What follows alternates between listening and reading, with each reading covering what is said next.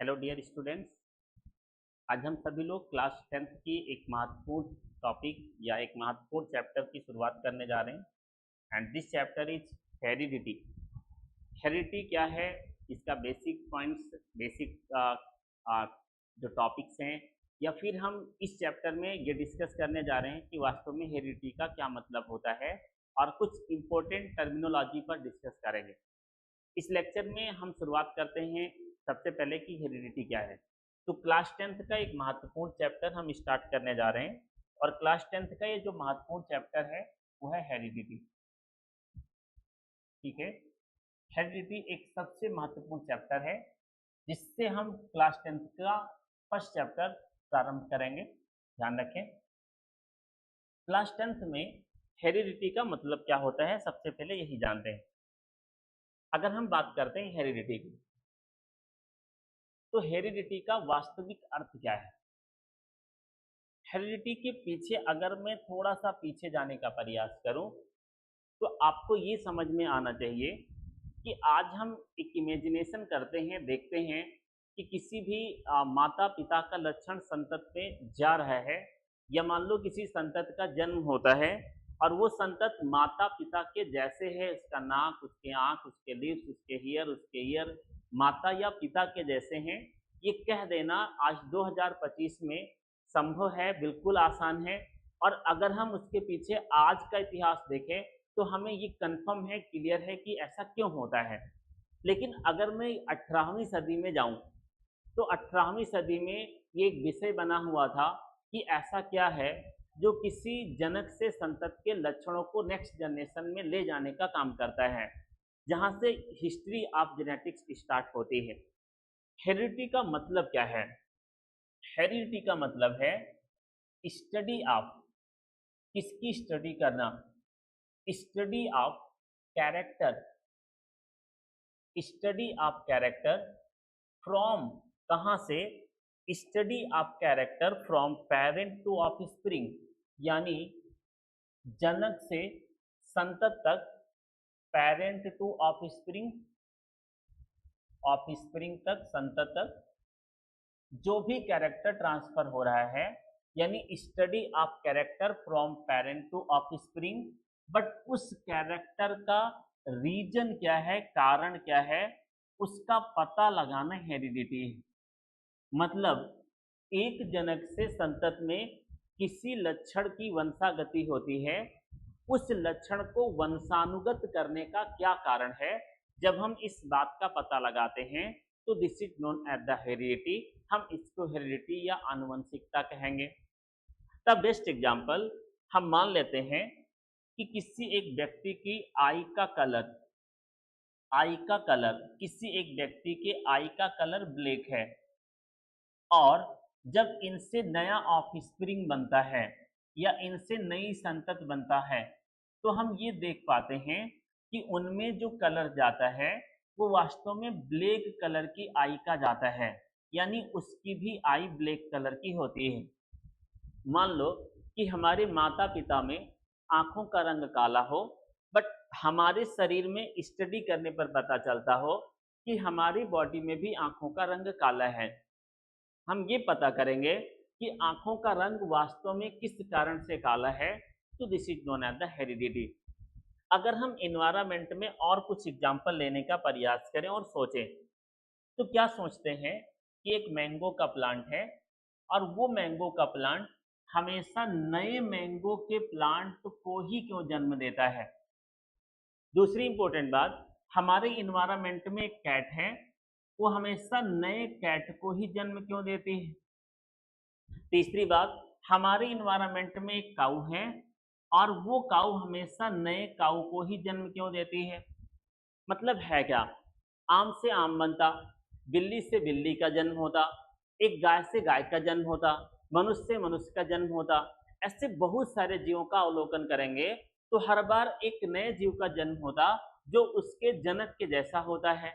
इसका मतलब है क्या? भाई सेल के अंदर कुछ है, वही सेल मिलकर नई सेल या नया ऑर्गेनिज्म बनाती है, और सेल के अंदर जो मटेरियल है वही रिस्पॉन्सिबल है नेक्स्ट जनरेशन को प्रोड्यूस करने में। यानी सेल के अंदर जो पदार्थ है उससे नए जनक का, नए संतत का निर्माण होता है। और अगर नए संतत का निर्माण होता जो जनक के जैसे है, इसका स्टडी करते हैं, अवलोकन करते हैं, तो this is known as the heredity. अब बात आती है कि हेरिडिटी के साथ जेनेटिक्स क्या है, ध्यान से देखेंगे। मैं अगर जेनेटिक्स की बात करता हूं, ध्यान से समझने का प्रयास करेंगे। तो जेनेटिक्स हेरिडिटी के साथ जैसे जुड़ती है, जेनेटिक्स का मतलब क्या है और हेरिडिटी का क्या मतलब है, ये बिल्कुल आपको क्लियर करना है। क्योंकि हिंदी के जो वर्ड्स हैं आनुवंशिकी और आनुवंशिकता, बहुत सूक्ष्म डिफरेंस वर्डों में है, बट बहुत बड़ा डिफरेंस है। इंग्लिश में हेरिडिटी और जेनेटिक्स, जेनेटिक्स का मतलब है it is a branch of science, ये विज्ञान की एक शाखा है, ब्रांच ऑफ साइंस, जो दो चीजों को डील करती है। किसको किसको डील करती है सर? एक तो ये हेरिडिटी का अध्ययन कराती है, यानी आनुवंशिकता का अध्ययन कराती है। दूसरा, विज्ञान की ये शाखा वेरिएशन का, या हम ऐसा कह सकते हैं इनहेरिटेंस का अध्ययन कराती है। यानी हम ये कह दें कि विज्ञान की वह शाखा जो इनहेरिटेंस और हेरिडिटी दो चीजों का अध्ययन कराती है, उसे हम जेनेटिक्स कहते हैं। हिंदी में विज्ञान की वह शाखा जो आनुवंशिकता और विभिन्नता का अध्ययन कराती है, उससे हम जेनेटिक्स कहते हैं। बात आती है ब्रांच आई कहाँ से और इसका निर्माण कैसे हुआ। अगर मैं बात करूं इस ब्रांच के बारे में, तो ये जेनेटिक्स एक वर्ड से डेराइव है जिसको हम जीन कहते हैं। जीन वर्ड्स का उपयोग 1905 में एक साइंटिस्ट है विलियम बेटसन ने किया था। विलियम बेटसन ने जब जीन वर्ड यूज किया तो उस जीन से एक नई ब्रांच बनी जिसको हम जेनेटिक्स कहते हैं। उम्मीद कर रहा हूं कि आपको जेनेटिक्स और हेरिडिटी ये दोनों वर्ड बिल्कुल क्लियर हो गया होगा कि आनुवंशिकी क्या है और आनुवंशिकता किसे कहते हैं। अब हम बात करते हैं एक नेक्स्ट टॉपिक की, and this is known as the, क्या बोलेंगे, this topic is known as the variation. Variation क्या है? अगर मैं वेरिएशन की बात करूं, विभिन्नता, तो हम ये कह सकते हैं कि किसी ऑर्गेनिज्म में, मान लो मेरे पास एक कोई ऑर्गेनिज्म है पेरेंट के रूप में, ये एक पेरेंट है, समझने का प्रयास करेंगे। इस पेरेंट से नेक्स्ट ऑफस्प्रिंग का फॉर्मेशन होता है, यानी इस जनक से एक संतत का निर्माण होता है। हम जब इस जनक से संतत में डिग्री ऑफ डिफरेंस का अध्ययन करते हैं, यानी एक जनक जिससे एक नए संतत का निर्माण हुआ है, इसमें हम डिफरेंस ढूंढते हैं, यानी डिग्री ऑफ डिफरेंस अध्ययन करते हैं। तो हम उस डिग्री ऑफ डिफरेंस की स्टडी को पता करने को वेरिएशन बोलेंगे। यानी ऐसा समझे कि किसी माता पिता से नए संतत में जो भी लक्षण गया है, उससे माता पिता और जनक से वो लक्षण कितना मिलता जुलता है, इस बात का अध्ययन करना वेरिएशन है, या यही वास्तव में वेरिएशन कहलाता है। यानी degree of difference between parent to offspring, क्या बोल सकते हैं? Degree of difference, degree of difference between parent to offspring, जनक से संतत में, पेरेंट टू ऑफस्प्रिंग, या एक वर्ड और जोड़ सकते हैं, जैसे मान लो मेरे पास ये एक ऑफस्प्रिंग है जो इस जनक से निर्मित हुआ है। हमारे पास एक ऑफस्प्रिंग इसी जनक से और प्रोड्यूस होता है, यानी जो माता पिता हैं उनसे एक संतान का और जन्म होता है। तो हम इस संतत के बीच में अगर डिग्री ऑफ डिफरेंस का अध्ययन करें, यानी हम डिग्री ऑफ डिफरेंस दो स्थानों पर देखें। कहाँ देखें? एक जनक से संतत में और दूसरा संतत से संतत में, यानी दो संतत जो एक ही जनक से उत्पन्न हुए हैं। तो हम ये भी कह सकते हैं डिग्री ऑफ डिफरेंस, क्या डिग्री ऑफ डिफरेंस, जान देखें, डिग्री ऑफ डिफरेंस बिटवीन किसमें? ऑफस्प्रिंग टू ऑफस्प्रिंग, यानी संतत से संतत के बीच में अंतर देखें, ऑफस्प्रिंग टू ऑफस्प्रिंग, तो this is known as the variation, इसको हम वेरिएशन कहेंगे। द बेस्ट एग्जाम्पल, आप एक क्लासरूम में बैठकर पढ़ रहे हैं जहां पर 50 से 60 विद्यार्थी बैठे हुए हैं। इन विद्यार्थियों से जब आपका अवलोकन किया जाए तो हमें ये पता चलेगा कि इस क्लासरूम में जितने विद्यार्थी हैं सबका फेस एक दूसरे से मिलता नहीं है। This is the best example of the variation. मैं एक एग्जाम्पल और देता हूँ। मैं क्लासरूम में आपको पढ़ा रहा हूँ, इस क्लासरूम के बाहर निकलते ही मेरे जैसा एक व्यक्ति आपको बाइक से जाता हुआ दिखाई देता है। आप ये कह सकते हो कि सर जो बाइक से गया हुआ व्यक्ति है वो आईबी सर के भैया हो सकते हैं, बट ये कभी नहीं कह सकते कि जो बाहर जाता हुआ व्यक्ति है वो आईबी सर होंगे। क्यों? इसलिए क्योंकि हमारे और सामने वाले जा रहे व्यक्ति में नोज, आई, ईयर और हियर सिमिलर हो सकते हैं, बट बॉडी के और भी बहुत सारे ऑर्गन हैं जो बिल्कुल सिमिलर नहीं हो सकते हैं। यानी हम और हमारे भाई दोनों की उत्पत्ति एक ही माता पिता से हुई है, लेकिन बिल्कुल सिमिलरिटी नहीं आई है। यही बेस्ट एग्जाम्पल है वेरिएशन का। आगे थोड़ा ध्यान से देखेंगे। मैं इसको बिल्कुल क्रिस्टल क्लियर करना चाहता हूँ, थोड़ा कंसंट्रेट होकर देखें।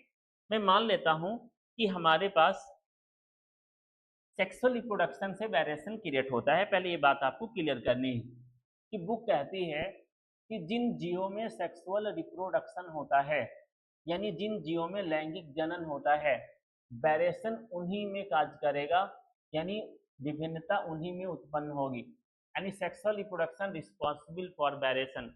और एक बात और समझनी है कि सेक्सुअल रिप्रोडक्शन से जब वेरिएशन होती है, अधिक समय तक अगर होती गई तो इनसे इवोल्यूशन होने के चांस हैं या इवोल्यूशन भी होता है। यानी आपके ब्रेन में सेट होना चाहिए कि सेक्सुअल रिप्रोडक्शन से वेरिएशन आती है और वेरिएशन से इवोल्यूशन होता है। अब थोड़ा ध्यान से देखिए। मान लो मैं सेक्सुअल रिप्रोडक्शन पर जाता हूँ और मैं किसी मेल की बात करता हूँ, या मैं सेक्सुअल रिप्रोडक्शन में किसी फीमेल की बात करता हूँ। आपको क्लियर होना चाहिए कि मेल की बॉडी में गोनेट्स होगा और फीमेल की बॉडी में गोनेट्स होगा। अब बात आती है सर गोनेट्स क्या है? गोनेट्स का मतलब है कि हमारी बॉडी में जितने भी ऑर्गन हैं, स्किन है, ईयर है, आई है, या जितने भी ऑर्गन हैं सारे डिप्लॉयड नेचर के होते हैं, यानी इनमें जो सेल्स है वो द्विगुणित होती है। लेकिन बॉडी के अंदर कुछ स्पेसिफिक ऑर्गन हैं जिनकी सेल वास्तव में डिप्लॉयड होती है, बट वो मियोसिस करती है, अर्धसूत्री विभाजन कर सकती है और अर्धसूत्री विभाजन से नई सेल प्रोड्यूस कर सकती है जो हैप्लॉयड होगी, और जो सेल बनेगी उसको हम क्या बोलेंगे? गैमीट बोलेंगे। रिपीट करता हूँ, हमारे शरीर के सभी अंग द्विगुणित कोशिका से मिलकर बने हैं, लेकिन कुछ विशिष्ट अंग हैं, स्पेशल टाइप्स ऑफ ऑर्गन हैं जो डिप्लॉयड नेचर के होते हैं, बट वो मियोसिस करके क्या बना सकते हैं? हैप्लॉयड सेल बना सकते हैं। उनको हम जनक या गोनेट्स कहेंगे। जैसे मेल के गोनेट्स को हम टेस्टिस बोलेंगे, बिरसड़ बोलते हैं, और फीमेल में उपस्थित गोनेट्स को ओवरी बोलेंगे। अब अगर टेस्टिस के अंदर कोई सेल डिप्लॉयड नेचर की है, 2n है, या ओवरी के अंदर कोई सेल डिप्लॉयड नेचर की है, 2n है, तो फिर इसमें होगी मियोसिस, और जब मियोसिस होगी तो फिर ये हैप्लॉयड सेल बनाएगी। इसी प्रकार ओवरी में भी मियोसिस होगी, अर्धसूत्री विभाजन होगा, तो ये हैप्लॉयड सेल बनाएगी। अब अगर जो सेल बन रही हैं हैप्लॉयड हैं, तो इनको मैं गैमीट कह सकता हूं। अगर मैं मेल गैमीट की बात करूं तो ये स्पर्म होंगे। ऐसे में अगर फीमेल गैमीट्स की बात करूं तो ओवा होगा। मान लो ये एक स्पर्म है और ये एक ओवा है। अब इनके अंदर से जाकर हम वेरिएशन पर डिस्कस करेंगे। ये जो मैं क्लियर कर रहा हूँ ये वास्तव में सेक्सुअल रिप्रोडक्शन है। आपने डिफिनीशन पढ़ा होगा कि जनन का वह प्रकरण जिसमें दोनों लिंगों की आवश्यकता होती है, दो लिंग मिलकर नए ऑर्गेनिज को प्रोड्यूस करते हैं, उसे हम लैंगिक जनन कहते हैं। मीन्स अगर मैं देखूं मेल में गोनेट्स टेस्टिस मियोसिस करेगा, हैप्लॉयड सेल स्पर्म बनाएगा, और ऐसे फीमेल में गोनेट्स ओवरी मियोसिस करेगा और हैप्लॉयड सेल ओवा प्रोड्यूस करेगा। आगे देखो ध्यान से। मान लो मैं स्पर्म और ओवा को लेता हूं, ध्यान से देखेंगे। मैंने एक सेल लिया जो स्पर्म है, क्लियर। मैंने एक सेल लिया जो ओवा है, ठीक है। कोई भी सेल उसके अंदर क्या होगा सर? न्यूक्लियस होगा। तो इन दोनों कोशिकाओं के अंदर न्यूक्लियस होगा, ध्यान से देखना। मान लो ये क्रोमेटिन है जिसमें न्यूक्लियस, जिसमें डीएनए है, और ये क्रोमेटिन है जिसमें डीएनए है, तो ये ओवा है और ये क्या है? स्पर्म है। अब दोनों के डीएनए को अगर मैं बाहर निकालूं, तो मान लो मैं इसका डीएनए बाहर निकालता हूं और इसका डीएनए बाहर निकालता हूं। थोड़ा समझने का प्रयास करेंगे जिससे वेरिएशन आप कभी ना भूलें। मैंने एक डीएनए बाहर निकाला है, इसी प्रकार मैंने इस सेल के बाद में दूसरे सेल का डीएनए भी बाहर निकाला है, तो हमने दूसरा डीएनए भी बाहर निकाला है। जब हमने ये दोनों डीएनए बाहर निकाला है, तो आपको क्लियर कर देता हूं, इसी डीएनए की कुछ स्पेसिफिक यूनिट होगी, इकाई होगी, जिसको हम जीन कहेंगे। Clear now? जैसे इस स्पर्म में उपस्थित डीएनए का कुछ हिस्सा, जैसे ये इकाई यहां से यहां तक, ये इकाई यहां से यहां तक, ये इकाई यहां से यहां तक, ये इकाई यहां से यहां तक, सेम ऐसे ही ओवा में उपस्थित डीएनए में ये इकाई, ये यूनिट और ये यूनिट। सर ये सब एक जीन है। What is gene? Gene is the specific unit of DNA control या specific character of human beings. मान लो कि स्पर्म में जो जीन है उसका मैं कुछ फिनोटाइप देता हूं। क्या फिनोटाइप है? सर ये वाली जीन आई का कलर कंट्रोल करती है। कंसंट्रेट होकर समझने का प्रयास करेंगे। ये वाली जीन ईयर का शेप कंट्रोल करती है। सर ये वाली जीन नोज का शेप कंट्रोल करती है। सर ये वाली जीन हम मान लेते हैं हीयर का कलर कंट्रोल करती है।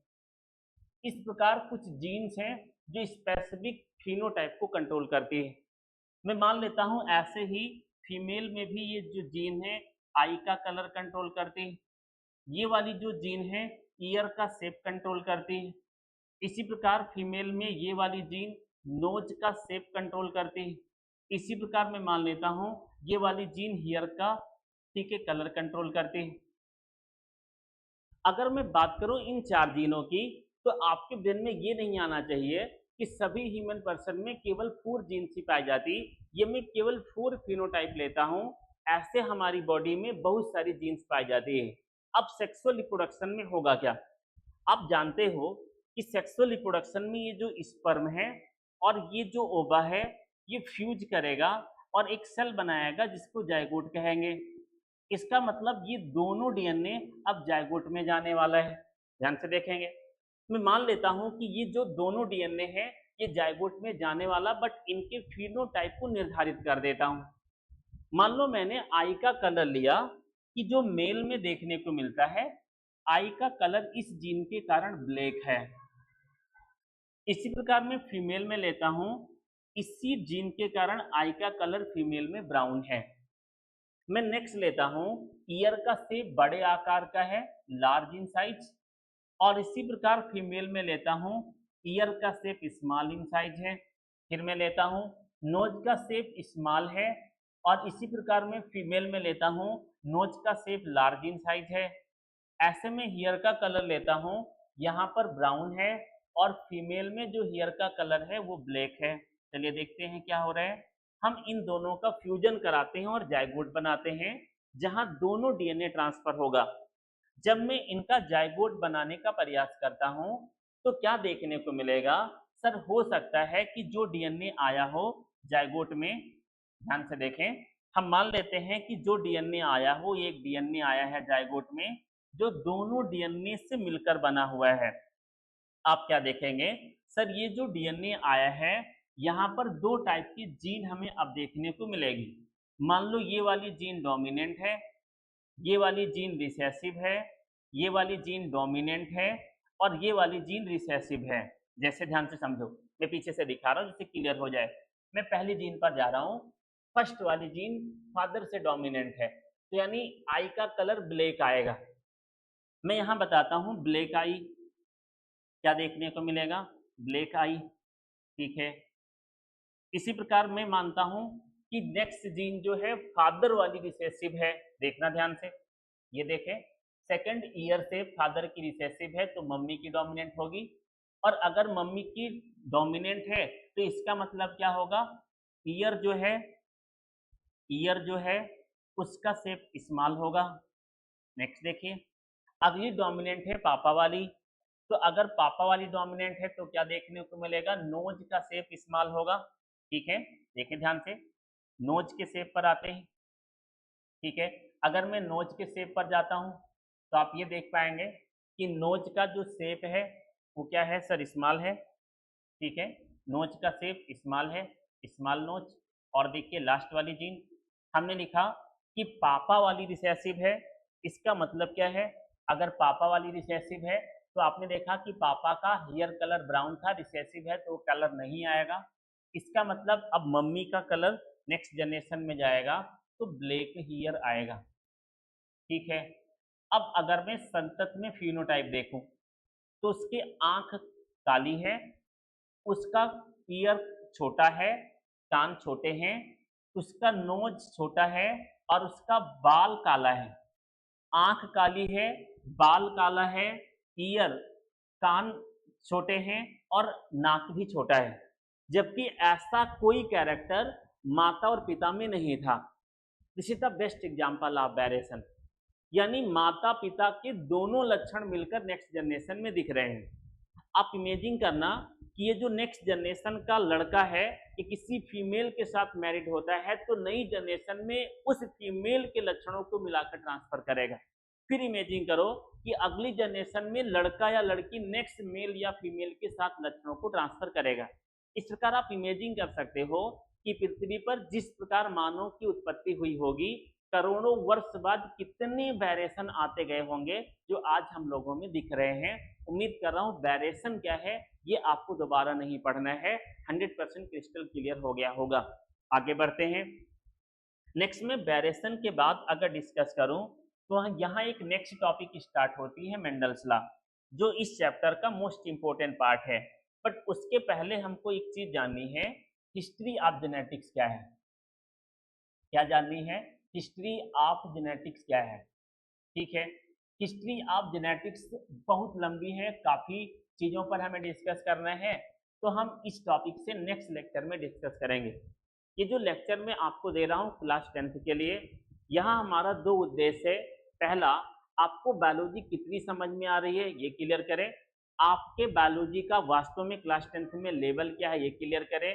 अगर आपकी बायोलॉजी बिल्कुल 100% क्लियर हो रही है तो कमेंट सेशन में हमें कमेंट करके बताएंगे, जिससे हमारा उत्साह बढ़ेगा और हम बायोलॉजी को आपके डीएनए में सेट करने का काम करेंगे, जिससे आपको क्लास 10th में ऐसी बायोलॉजी मिलेगी जिससे आगे चलकर बायोलॉजी में कोई डाउट नहीं रहने वाले हैं।